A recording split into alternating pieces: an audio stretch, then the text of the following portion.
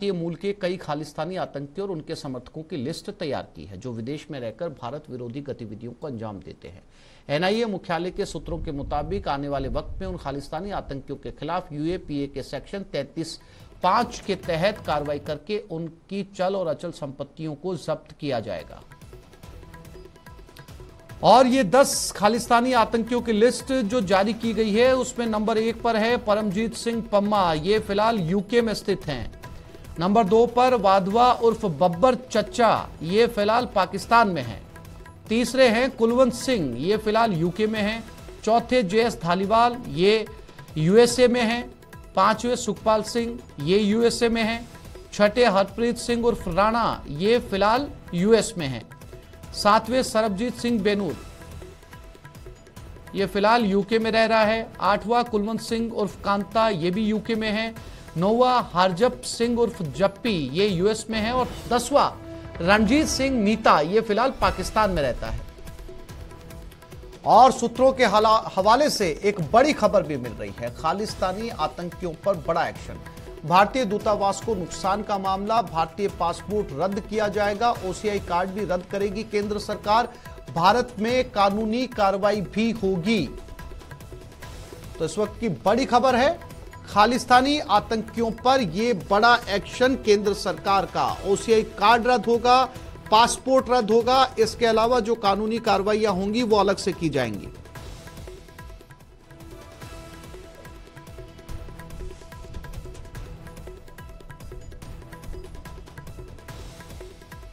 और उदयपुर में परिणीति राघव की आज शादी हो रही है। होटल लीला पैलेस में एक दूजे के राजस्थानी साफे पहनेंगे बाराती। दोपहर 1 बजे होटल लेक पैलेस में सेहराबंदी, दोपहर 2 बजे लेक पैलेस से बारात होगी रवाना। नाव में सवार होकर परिणीति को लेने राघव पहुंचेंगे। दोपहर 3:30 बजे जयमाला, शाम 4 बजे फेरे होंगे। शाम 6:30 बजे परिणीति की विदाई होगी। शाम 8:30 बजे रिसेप्शन का आयोजन होगा। कल हुई थी नवराज हंस नाइट।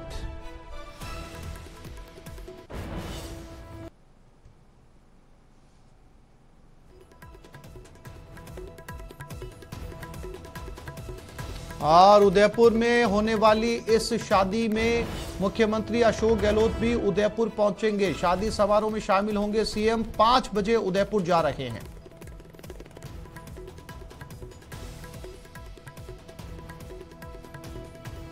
तो परिणीति चोपड़ा बॉलीवुड में एक्ट्रेस हैं, राघव चड्ढा आम आदमी पार्टी में दिल्ली में सरकार में मंत्री हैं।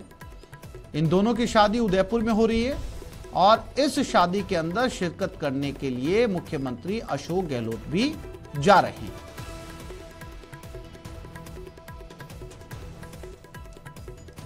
आज राघव और परिणीति विवाह बंधन में बंधेंगे और आज तैयारियां जोर शोर से चल रही है।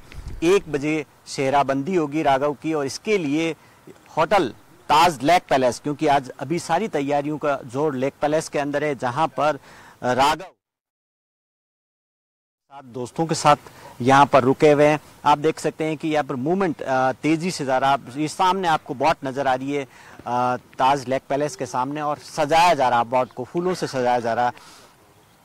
5 टन से ज्यादा जो फूल है वो बेंगलोर और कलकत्ता से विशेष फूल मंगवाए गए, उनसे सजावट की जा रही है जो बोट की, क्योंकि जो बारात निकलेगी सेहराबंदी के बाद में 2 बजे बारात रवाना होगी लेक पैलेस से और होटल लीला जाएगी। उसके लिए तैयारियां जोर शोर से यहाँ पर चल रही है और इस वक्त मेहमानों को बोटिंग भी कराई जा रही है। आप देखेंगे जहाँ सामने की तरफ बोट नजर आ रही है, ये मेहमानों को सुबह सुबह बोटिंग कराई जा रही है।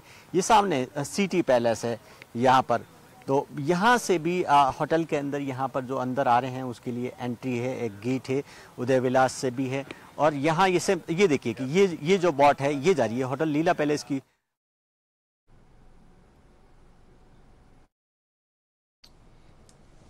ये तस्वीरें उदयपुर से हैं जहां शादी की तैयारियां की जा रही है, सेलिब्रिटी शादी। और ये जिस होटल में शादी होने जा रही है उस होटल के बाहर एक बड़ा सा कटआउट लगाया गया है राघव चड्ढा और परिणीति चोपड़ा का। और ये शादी उदयपुर में दोपहर 1 बजे होटल लेक पैलेस में सेहराबंदी होगी। शादी समारोह में तो गहलोत भी शिरकत करने जा रहे हैं। तो उदयपुर एक वेडिंग डेस्टिनेशन जहां पर बड़े बड़े सेलिब्रिटीज या ना केवल देश के सेलिब्रिटीज बल्कि फॉरेन से भी लोग, विदेशी सेलिब्रिटी भी यहां पर पहुंचते हैं। और इसी कड़ी के अंदर कपिल हमारे साथ जुड़ गए। कपिल, एक और डेस्टिनेशन वेडिंग सेलिब्रिटी की उदयपुर में, क्या तैयारियां?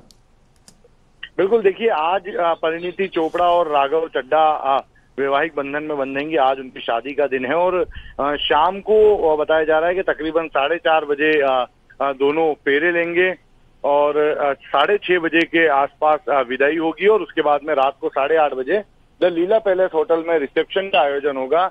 कई राजनीति से जुड़े लोग हों, चाहे फिर बॉलीवुड से जुड़े लोग हों, बड़ा जो लोग मेहमान हैं वो यहाँ पर पहुंच चुके हैं। परिवार के जो सदस्य वो भी पहुंच चुके हैं और एयरपोर्ट पर अभी भी जो शादी में मेहमान पहुंचने, उनके पहुंचने का सिलसिला जारी है। कुछ ही देर में बताया जा रहा है कि सानिया मिर्जा हैदराबाद से उदयपुर आ सकती है शादी में शामिल होने के लिए।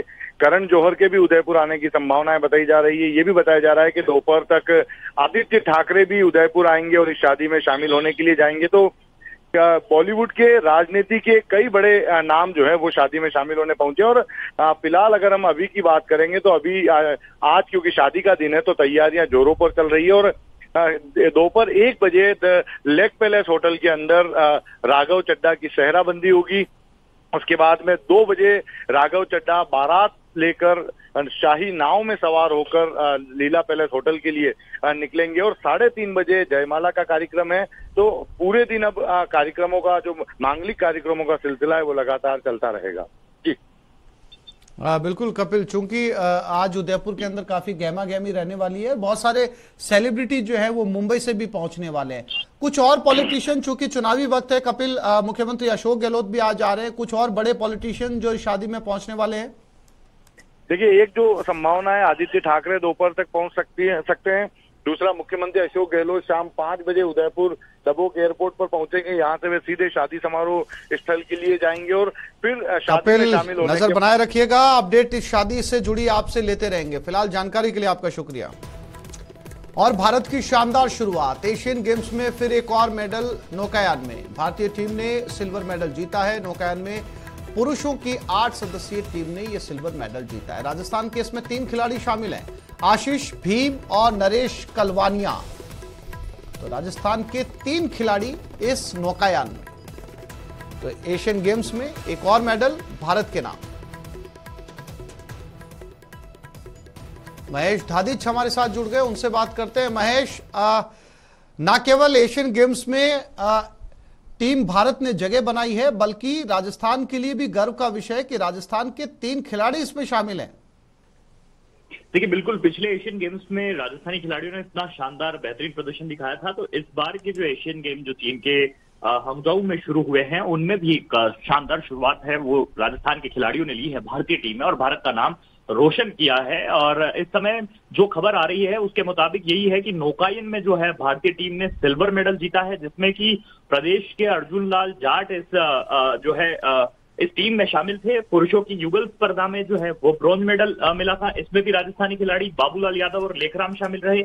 और जो नौकायन की 8 सदस्यीय टीम होती है, पुरुषों की जो 8 सदस्यीय टीम है, उसने सिल्वर मेडल जीता है और इसमें 3 खिलाड़ी राजस्थान से शामिल है। इनमें आशीष, भीम सिंह और नरेश कलवानिया जो है वो मौजूद है और इनके कोच बजरंग लाल ताखर जो है वो इनके साथ में गए हैं। बजरंग लाल ताखर वही है जिन्होंने कि रोइंग में सबसे पहले अपनी शुरुआत की थी, उन्होंने पदक लाने की और उसके साथ में जो उन्होंने अपने कई खिलाड़ियों को, कई नौकायन के जो खिलाड़ी हैं उन्होंने तैयार किए थे और आज वो चीन में नाम रोशन कर रहे हैं। और यहाँ पर अभी भी जो है उम्मीदें अभी बनी हुई है क्योंकि प्रदेश के एक बड़ा प्रतिनिधिमंडल जो है वो खिलाड़ियों का वो यहाँ पर मौजूद है और जो शूटिंग में भी जो है वो अपनी एक बड़ी उम्मीद लिए हुए हैं कि शूटिंग की प्रतिस्पर्धा में भी जो है खिलाड़ी हमारे नाम रोशन करेंगे और कई मेडल जो है वो लेकर के आएंगे।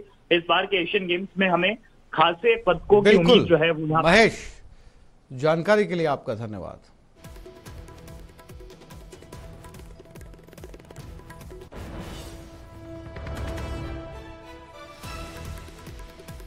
भारत ऑस्ट्रेलिया के बीच 3 वनडे मैचों की सीरीज का दूसरा मुकाबला 24 सितंबर यानी आज इंदौर के होलकर स्टेडियम में खेला जाएगा।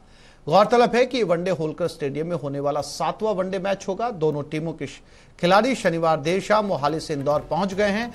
बता दें कि सीरीज में टीम इंडिया 1-0 से आगे चल रही है। दूसरे मैच में भारतीय टीम के सीनियर खिलाड़ियों को आराम दिया गया। टीम कोहली, रोहित शर्मा और हार्दिक पांड्या के बिना ही उतरेगी, लेकिन भारतीय टीम सीनियर खिलाड़ियों की गैर मौजूदगी में भी कमाल कर रही है। दूसरे मुकाबले के लिए इंदौर तैयार है, लेकिन दूसरे वनडे में मैच पर बरसात का खतरा मंडरा रहा है। हालांकि इंदौर के होलकर स्टेडियम में होने वाले मैच के लिए स्टेडियम में सपोर्टिंग पिच तैयार है। अगर मध्यम दर्जे की बरसात हुई तो 1 घंटे में मैदान सूख जाएगा। क्या है वहां की स्थिति, उस पर भी बात करेंगे, लेकिन उससे पहले नजर खिलाड़ियों के प्रदर्शन पर एक नजर। और ये ईशान किशन का रिपोर्ट कार्ड है। आप सबके रिपोर्ट कार्ड यहां पर दे सकते हैं। रविंद्र जडेजा के साथ साथ केएल राहुल मैच 59 रन बनाए 2213। इसके साथ ही Shubman Gill match 34 run 1813। Ishan Kishan match 24 run 855, strike rate 100.9। Ravindra Jadeja match 184 run 2588। Mohammed Shami match 107 wicket 192।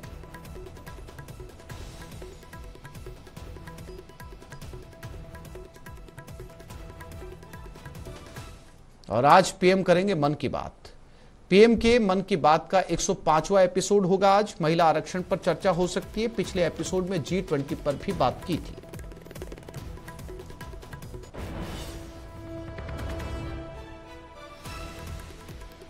तो महिला आरक्षण से जुड़ी बात आज हो सकती है मन की बात में। 105वां संस्करण है मन की बात का। कुछ ही देर में शुरू होगी।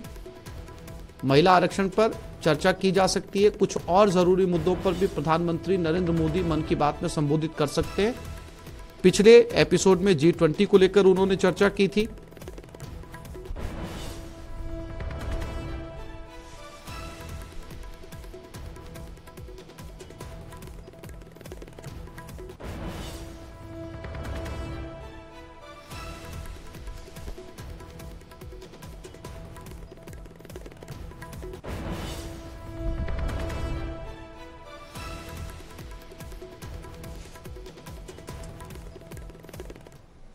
और हरीश चौधरी के घर पहुंचे हैं सुखजिंदर रंधावा। रंधावा और हरीश चौधरी के बीच लंबी मंत्रणा हुई है।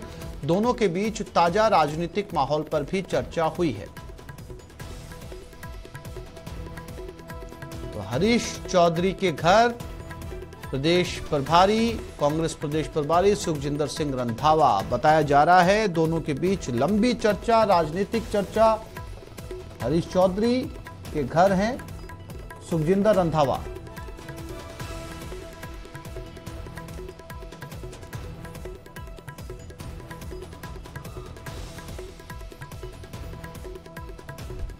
और बाबूलाल धायल हमारे साथ जुड़ गए हैं। बाबूलाल, चुनाव से ठीक पहले हरीश चौधरी के घर प्रदेश प्रभारी की इतनी लंबी मंत्रणा, क्या इसके राजनीतिक मायने निकाले जाएं? जी देखिए, हरीश चौधरी कद्दावर नेता हैं, पंजाब के प्रभारी हैं और इस वक्त उनको स्ट्रेटेजी कमेटी का चेयरमैन बनाया हुआ है। तो जो रणनीति बनाने की जिम्मेदारी है चुनाव में, उसका भार उनके कंधों पर है। इसलिए उनके साथ आज की बैठक बहुत महत्वपूर्ण है। वो बड़े नेताओं में उनकी गिनती होती है राजस्थान में। और चुनावी माहौल में कल राहुल गांधी की रैली के बाद, मल्लिकार्जुन खड़गे की रैली के बाद में किस तरह की परिस्थितियां हैं, किस तरह की चुनौतियां हैं जिनसे पार्टी को मुकाबला करना, उस पर दोनों के बीच चर्चा हुई है। हरीश चौधरी एक को पार्टी बहुत तवज्जो देती है। उनके जो सोच है, उनके जो विचार हैं और उनकी जो रणनीति बनाने की क्षमता है, पार्टी उसको हमेशा से रिकॉग्नाइज करती रही है। इसलिए आज दोनों के बीच में कई अहम मसलों पर चर्चा हुई है। खास तौर से हरीश चौधरी ने स्ट्रेटेजी कमेटी की पहली बैठक में कह दिया था कि राजस्थान में कांग्रेस पार्टी को किसी भी दल के साथ में गठबंधन करने की जरूरत नहीं है और यही भावना जो है वो पार्टी के आला कमान तक पहुंचाना चाहते हैं। तो उन्होंने हनुमान बेनीवाल के साथ में अंदर खाने कांग्रेस के बड़े नेताओं की जिस तरह से नजदीकियां बढ़ रही हैं, उसको लेकर के ऐतराज जाहिर किया था और कहा था कि इस व्यक्ति के साथ में अगर पार्टी अलायंस करती है तो ये पार्टी के हित में नहीं होगा। और उन्होंने कहा था कि इस तरह की कोई संभावना नजर बनाए रखिएगा, अपडेट आपसे लेते रहेंगे। फिलहाल आपकी जानकारी के लिए शुक्रिया। तो इस बुलेटिन में फिलहाल इतना ही। नमस्कार।